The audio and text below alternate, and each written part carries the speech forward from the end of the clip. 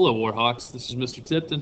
Hey, back for another installment of Carnegie Math. Today we're going to talk about Chapter 7.6, which is angle, angle, side. So this is our fourth way to prove that triangles are congruent. Not going to go through showing you how to measure angles or how to find the lengths of sides in the coordinate plane. Just going to make it simple and quick here today and talk about angle, angle, side and show you the difference or the other one you might get it confused with. So here we see that two triangles are congruent if they have two congruent corresponding angles and one congruent corresponding side that's non-included.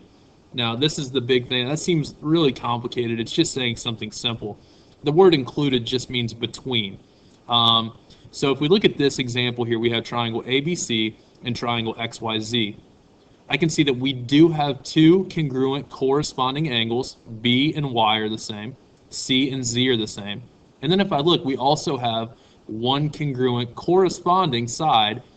AC and XZ are congruent to each other because of the congruency marks. And I notice how it is not between BC and it's not between YZ. So that's what it means to be not included.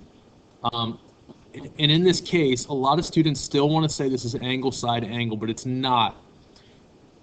I look at my two angles that are congruent. They're right here. The side that's between them is BC and YZ. That's the included side. So this is not angle, side, angle. It's the other one that deals with two angles and a side. Very easy to make a mistake on this, but this is actually angle, angle, side. Some students would say, well, why don't we call it side, angle, angle? Technically, I guess that's okay. You just don't see that really. We always call it angle, angle, side. So this triangle, ABC, is congruent to triangle X, YZ, and I would say that it's by angle, angle, side, because I had two congruent angles and a congruent side that was not between the two angles. Now let's look at the difference between angle, angle, side, and angle, side, angle.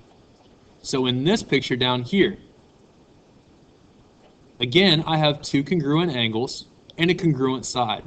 But in this case, we actually have the side that is between the two angles. It's included between LM, and it's included between our two congruent angles Q and P.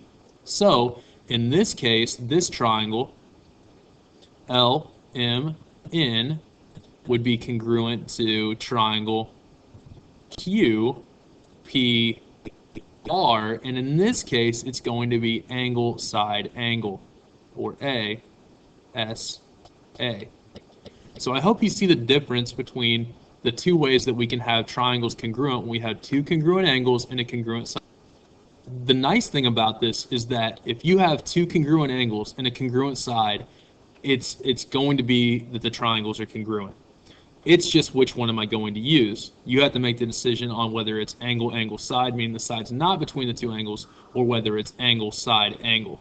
So that's really up to you. But you have to make sure that you're doing the correct one. Bring your questions if you have them tomorrow to class. Hope you have a great weekend, and we'll see you in class.